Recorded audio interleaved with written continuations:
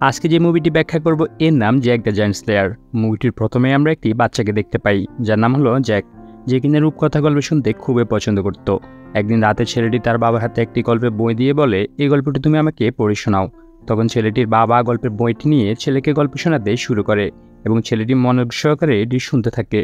গল্পটি হলো রাজা এরিকের গল্প। এই গল্পটি প্রায় রাজ্যের সবার কাছে খুবই প্রিয় ছিল। এদিকে ঠিক একই সময় রাজকন্যা ইজাবেলও তার মায়ের কাছে গল্পটি শুনছিল, যেরকম আমরা মুভিতে দেখতে পাই। আর এই রাজকন্যা ইজাবেল হলো রাজা এরিকের বংশধর। গল্পটিতে দেখতে পাওয়া যায় রাজ্যের প্রজারা খুবই দুঃখ কষ্টে দিন কাটাচ্ছিল, আর সেই রাজ্যের রাজা হলো এরিক। রাজা এরিক কোনোভাবেই প্রজাদের দুঃখ কষ্ট দূর করতে পারছিল না। তখন সেখানে কিছু পাদ্রী চিন্তা করে তারা স্বর্গে গিয়ে ভগবানের সাথে দেখা করবে, আর যে চিন্তা সেই কাজ। পাদ্রীরা তাদের অলৌকিক শক্তির মাধ্যমে কিছু বীজ তৈরি করে। সেই বীজ থেকে হওয়া গাছটি এত বড় ছিল যা কিনা সোজা আকাশে উঠে গিয়েছিল। তখন পাদ্রীরা স্বর্গে যাওয়ার জন্য সেই গাছটি পেয়ে উপরে উঠতে থাকে। তারা চিন্তা করে এই গাছ বেয়ে তারা স্বর্গে পৌঁছাবে এবং ভগবানের সাথে দেখা করে প্রজাদের দুঃখ কষ্ট দূর করবে।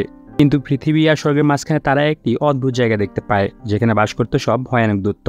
সেই দূতরা পাদ্রীদেরকে হত্যা করে ওই গাছ বেয়ে পৃথিবীতে নেমে আসে এবং রাজা এরিকের রাজ্যে মানুষ এবং পশু পাখি খেয়ে অত্যাচার শুরু করে। রাজা এরিক চিন্তায় পড়ে গেল কিভাবে এর সমাধান করা যায়। তখন পাদ্রীরা একটি মৃতদত্তের হৃৎপিণ্ড নিয়ে জাদুর সাহায্যে একটি মুকুটের সৃষ্টি করে, যে মুকুটটি দিয়ে ও দত্তদের বশে আনা যাবে। রাজা তখন সেই মুকুটটি পরে দত্তদের বশে আনে এবং তাদের আদেশ দেয় যেখান থেকে তারা এসেছে সেখানে যেন ফিরে যায়। তারপর রাজার আদেশে দত্তরা তাদের রাজ্যে ফিরে যায় এবং গাছটিও কেটে ফেলা হয়। রাজা এরিকের মৃত্যুর পর ওই বীজগুলো এবং মুকুটটি রাজার সমাধিতে সমাধিস্থ করা হয়। আর এখানে রাজা এরিকের গল্পটি শেষ হয়। এখন থেকে 10 বছর পর আমরা দেখতে পাই জ্যাক অনেকটাই বড় হয়ে গেছে। তার বাবা মারা যাওয়ায় এখন সে তার একজন আঙ্কেলের সাথে থাকে। এই সিনে দেখতে পাওয়া যায় জ্যাক একটি ঘোড়ার গাড়ি বিক্রির জন্য বাজার দিকে যাচ্ছিল। বাজারে আসার পর সে দেখতে পায় এখানে একটি নাটক হচ্ছে, যে নাটকটি হলো তার প্রিয় গল্প রাজা এরিকের। তাই এটি দেখার জন্য সে ঘোড়ার গাড়িটি বাহিরে রেখে প্যান্ডেলের ভিতর ঢুকে পড়ে। প্রথমেই বলেছিলাম রাজা এরিকের গল্পটি সবার কাছে খুবই প্রিয়, তাই নাটকটি দেখতে অনেকে এসেছে। এখানে হঠাৎ করে জ্যাক একটি সুন্দরী মেয়েকে দেখতে পায় এবং তাকে পছন্দ করে ফেলে।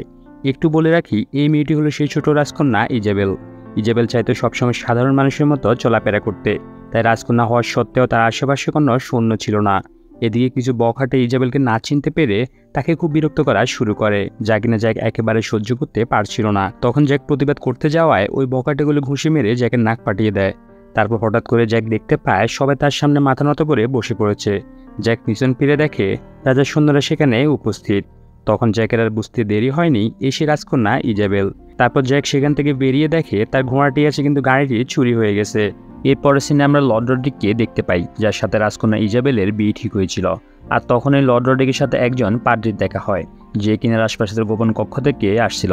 লর্ড রড্রিক তখন সেই গোপন কক্ষের নিকট গিয়ে দেখে কক্ষের দরজাটি খোলা এবং ভিতরে ঢুকে দেখতে পায় সবকিছু এলোমেলো হয়ে রয়েছে। সে দৌড়ে গিয়ে একটি বই খুলে দেখে সেখানে তাকে জাদুর বীজগুলো পাওয়া যাচ্ছে না।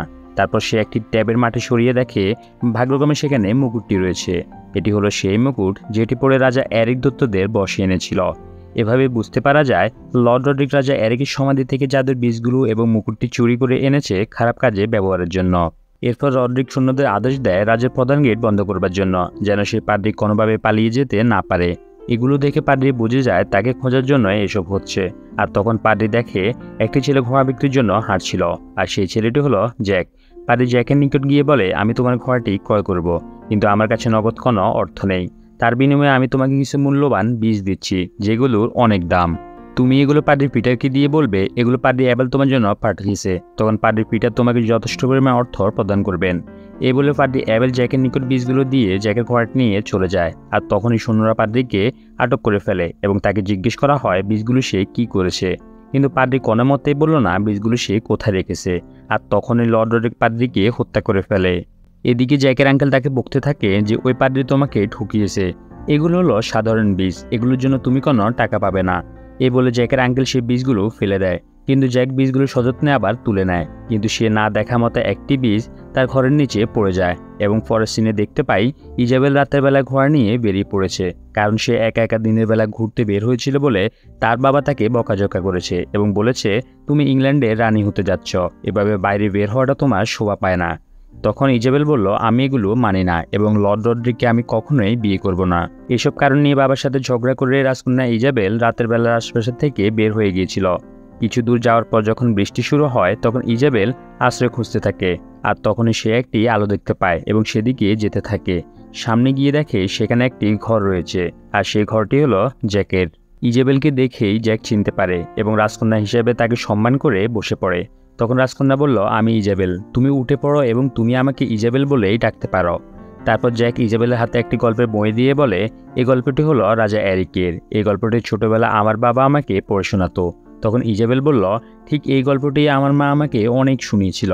তারা দুজন যখন কথা বলছিল ঠিক সেই সময় আমরা দেখতে পাই বৃষ্টির জল ওই বৃষ্টিতে গিয়ে পড়েছে যে বৃষ্টি ঘরের তলায় পড়ে গিয়েছিল, আর তখনই হঠাৎ করে সেই বীজ থেকে একটি বড় গাছ উপরের দিকে উঠতে থাকে, আর ওই গাছের সাথে সাথে জ্যাকের ঘরটিও উপরে উঠতে থাকে। দুর্ভাগ্যবশত রাজকন্যা সেই ঘরের মধ্যে আটকে গিয়েছিল। জ্যাক অনেক চেষ্টা করতে লাগলো তাকে বের করার জন্য, কিন্তু পারছিল না। হঠাৎ করে জ্যাক পড়ে যেতে লাগলে সে রাজকন্যার হাত ধরে ফেলে, কিন্তু জ্যাকের দুর্ভাগ্য হলো রাজকন্যার হাতে একটি বালা ছিল, আর জ্যাকের হাত সে বালার উপর গিয়ে পড়েছিল। তখন বালাটি ছিঁড়ে গিয়ে জ্যাক নিচে পড়ে যায় এবং সে জ্ঞান হারিয়ে ফেলে। তারপর সকালে জ্যাক চোখ খুলতেই দেখে সেখানে রাজা এবং তার সৈন্যরা সে উপস্থিত। রাজা তাকে জিজ্ঞেস করলো, আমার মেয়ের হাতের বালা তোমার কাছে কিভাবে আসলো? জ্যাক বলল, আমি এটি চুরি করিনি এবং রাতে কি হয়েছিল সবকিছু খুলে বলল। তখন রাজা সিদ্ধান্ত নিল এখান থেকে কিছু সৈন্য গাছ বেয়ে উপরে ফাটাবে, তারা যেন রাজকন্যাকে ফিরিয়ে আনতে পারে। তারপর কিছু সৈন্য এবং জ্যাক মিলে সেই গাছ বেয়ে উপরে উঠতে থাকে। তারা যখন ঠিক ম্যাগের উপরে উঠে যায় তখনও দূতদের সেই ভয়ঙ্কর রাজ্য দেখতে পায়। সেখানে ওঠার পর লর্ড রড্রিক জ্যাককে একটি ছুরি দেখিয়ে বলে, আমি জানি ওই জাদুর বীজগুলো তোমার কাছে আছে, এগুলো তুমি আমাকে দিয়ে দাও। তারপর জ্যাক গোপনে একটি বীজ তার কাছে রেখে বাকিগুলো লর্ড রড্রিককে দিয়ে দেয়। এরপর রাজকন্যাকে খুঁজে তারা দুটি দলে আলাদা হয়ে যায়। এরপরে সিনে দেখতে পাই জ্যাকের সাথে থাকা দুজন সৈন্যকে একটি দূত ধরে ফেলে এবং তাদের নিয়ে যেতে থাকে, আর জ্যাক সেই দূতটির পিছন পিছন দৌড়াতে থাকে। অন্যদিকে রড্রিক একটি সৈন্যকে বোকা বানিয়ে পাহাড় থেকে ফেলে দেয়, কারণ সেই সৈন্যটি ছিল রাজার খুবই বিশ্বস্ত লোক। এরপরে একটি দূত এসে রড্রিকের সাথে থাকা সৈন্যটিকে খেয়ে ফেলে, কিন্তু রড্রিক মুকুটটি দেখিয়ে বেঁচে যায়। এটি হলো সেই মুকুট যেটি রাজা এরিক পরেছিল, আর এই মুকুট যার কাছে থাকবে দূতরা তার সব কথা মেনে চলবে। এটির জন্য রড্রিক রাজার সমাধি থেকে জাদুর বীজগুলো এবং মুকুটটি চুরি করেছিল। তার উদ্দেশ্য ছিল সে দূতদের কাজে লাগিয়ে পৃথিবী শাসন করবে। অন্যদিকে জ্যাক দূতটির পিছন পিছন এসে দেখতে পায় এখানে একসঙ্গে অনেকগুলো দূত রয়েছে। দূতদের রাজা ইজাবেলকে একটি খাঁচায় বন্দি করে সব দূতদের সামনে নিয়ে আসে এবং বলে, এই হলো রাজা এরিকের বংশধর, একে হত্যা করে আমরা রাজা এরিকের প্রতি বদলা নেব।